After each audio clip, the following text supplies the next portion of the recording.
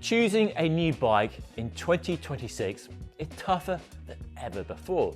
There's more choice, more categories, more rules, and more marketing. But with that choice comes a greater ability to choose one bike that does just about everything. On which note, enter the Bridge Surveyor.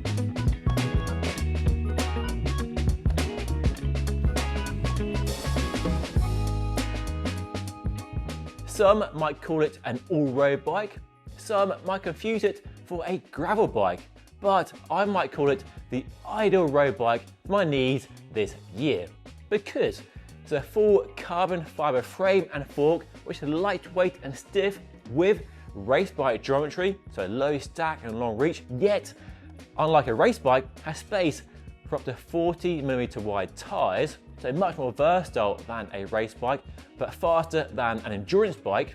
It has modern details like full internal routing up front, yet an old-fashioned round seat post and an external seat clamp, which I love, and a carbon fibre threaded bottom bracket, more on that later.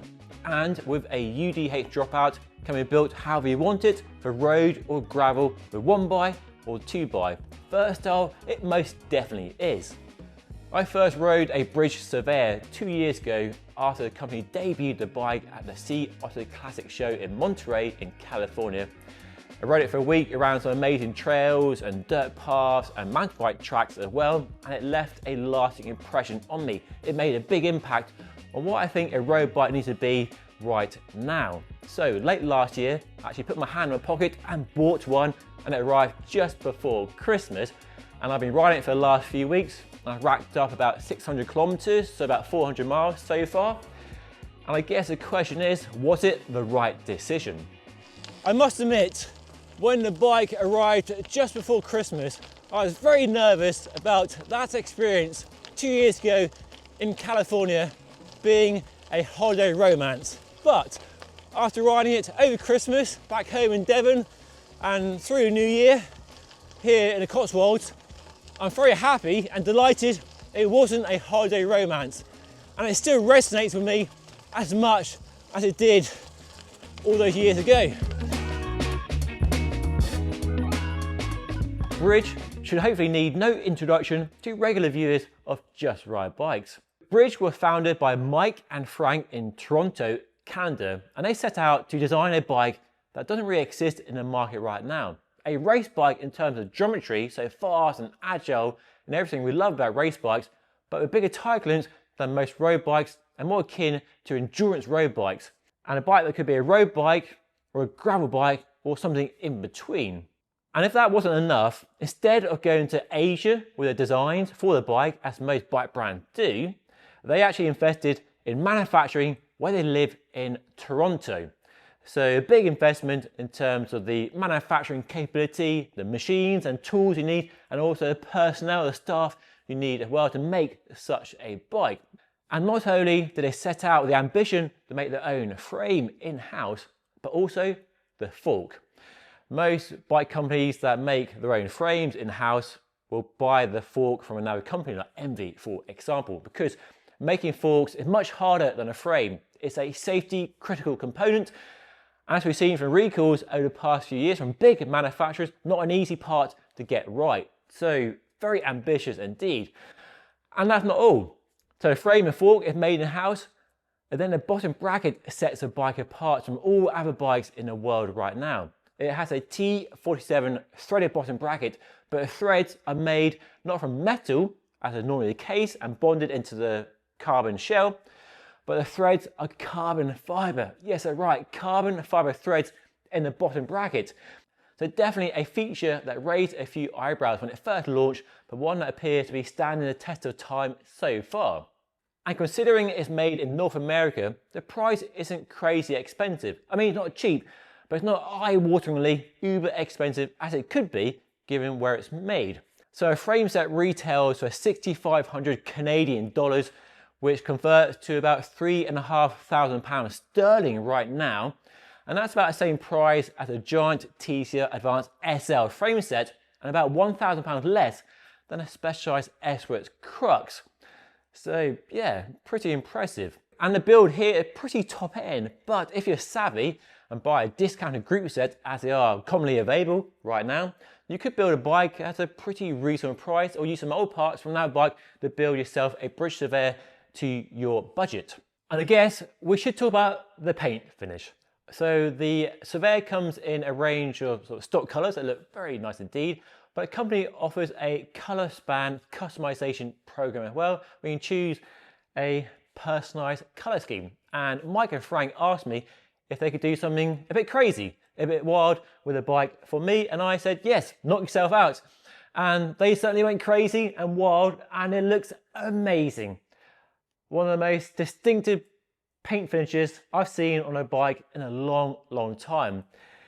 It's not everyone's cup of tea, I know that. I'm sure the comments will reflect that too, but most people I've shown it to so far are definitely in the thumbs up camp. But what do you think? Well, that's what the comment section is for down below. Yeah, I think it looks pretty cool. It's very different and not boring like all the grey and black bikes that are so common right now. But if you don't like it, there are other colours you can choose. Do something a bit more conservative. So yeah, definitely a bit wild. And so to the build of the bike. And the build, I think, reflects how modern and progressive this bike is.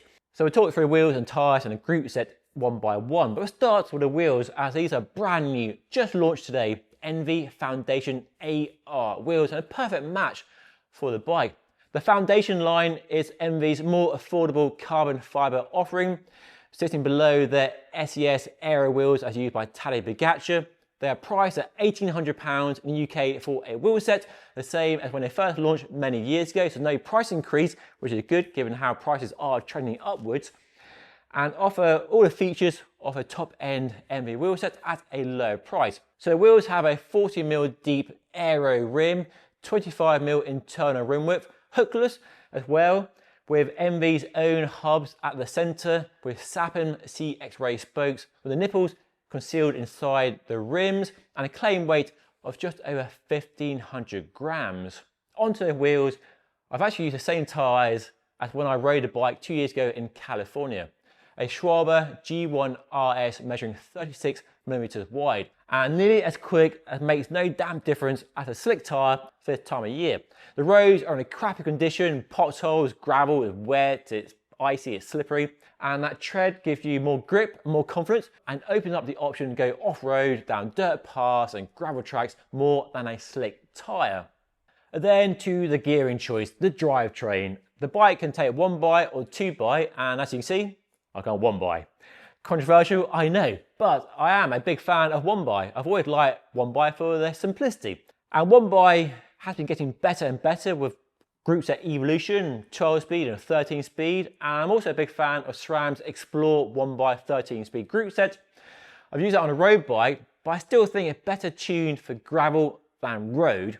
And Shimano GRX is also designed for gravel, and Shimano doesn't really do anything for 1x road.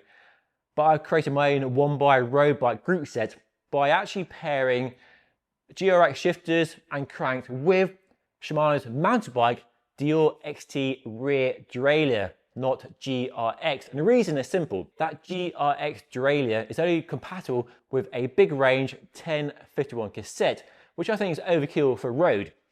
By going to the XT, which is a short cage rear mech, I can use the mountain bike 945 cassette. And the benefit of the cassette, as I found over the last few weeks, is tighter cassette spacing, so better cadence control and smoother gear progression with more two-tooth steps down here at the business end of the cassette. So tighter spacing means less big gaps between the gears in certain situations than you get on that big 1051 cassette. And it's also a bit lighter as well, and I think it looks better than a big massive cassette on a road bike.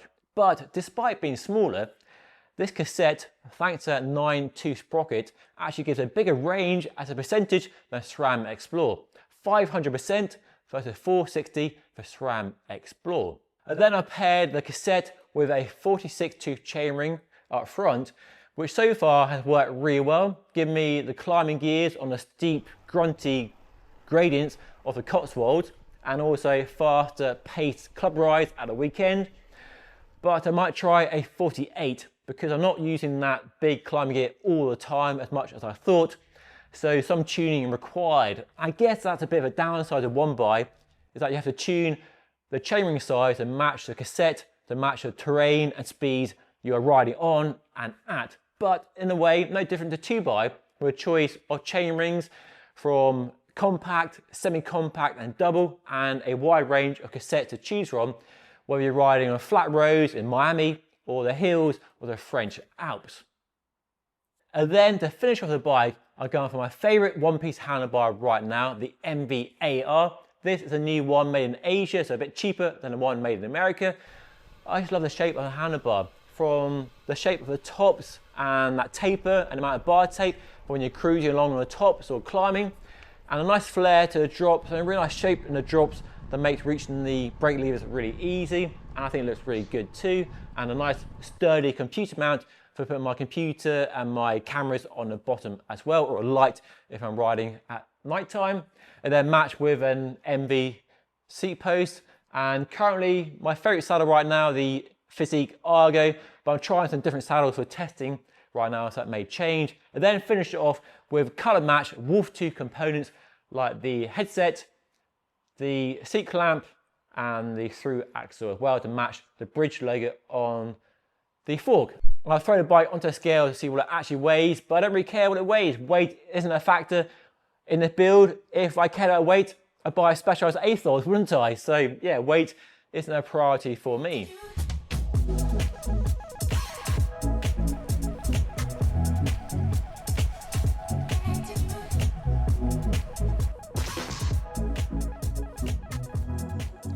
So how's the bike ride then? Was that experience 2 years ago in California just a holiday romance? Well, no, I'm glad to report the bike impressed me as much on my local trails and roads as it did in California. More so, it's perfectly suited to my riding and the roads I have available to me and the conditions right now. And as I speak today, it's absolutely freezing cold. Not ideal, quite a bit of ice out and about, so definitely staying off-road, which the tyres are perfect for. So as I mentioned, I racked up about 600 kilometers so far over the Christmas and New Year period, and I've been riding it predominantly as a road bike, 99% on the road. And these tyres, even though they're a gravel tyre, they are damn fast on the road and don't give up much speed to a slick road tyre. Down the middle in the centre section, it's pretty slick and does roll along very quickly indeed. And then when you come to a gritty corner, a gravel, you have that shoulder tread to give you a bit more confidence and a bit more grip, and the volume gives loads of comfort as well. It just rides beautifully. It's so smooth, yet snappy and agile like a race bike, but a race bike with space for 40mm wide tyres. And since it launched, nothing else has come along that really compares to it. You can get an endurance road bike with similar tyre clearance, but different geometry, and race bikes are still limited to 32-34mm wide tyre clearance. So it's still very unique, as unique as when it first launched 2 years ago. So it's still very much ahead of the trend, ahead of the curve in the bike world right now. So I didn't mention the sizing. It comes in 5 sizes. This is a 55cm, and with a stem, a handlebar and a seat post I've gone for, the fit dimensions are the same as my Carnago C68 and does feel like a race bike, like a tarmac race bike. And the geometry, compared to a race bike, like a tarmac for example, is pretty close. It's a few millimeters taller and shorter, but not enough that makes much difference. And compared to an endurance road bike, like a Defy, it's definitely lower and longer. And here's a geometry chart to compare the 3 bikes side by side. And compared to that race bike, the wheelbase is a bit longer, the BB lower, and the head angle 1 degree slacker. And that retains that nimbleness of a race bike, but gives it a bit more sure-footedness when riding at speed and riding over rough ground and over light gravel too. So it does split the difference between a race bike and an endurance bike really nicely, but definitely leans more towards a race bike in its numbers and its presence on the road. So I like how it's more versatile than a race bike, but that race bike geometry with space for big tyres, but faster and racier than an endurance bike. and definitely better than a gravel bike as a road bike. As good as gravel bikes are with slick tyres fitted, the geometry here is way more optimised for fast road riding. But it's a comfortable, mile munching, cruising bike at this time of year when it's all about zone 2, getting the miles in, and can do some dirt and gravel too when the trail conditions are dry enough to allow that. So yeah, the Bridge Surveyor, what a bike indeed. But golly Josh, it's cold today. Yesterday 13 degrees and rain, today sub-zero and ice around, hence I'm riding off-road. Because the roads are just too slippery. And that's the benefit of a bike like this. This all-road build. I'm not limited to just a road, I can go off-road. Yes, a gravel bike is the same, but it isn't optimised for road riding with the geometry in the same way this bike is. So I'm going to keep riding it for the rest of the year.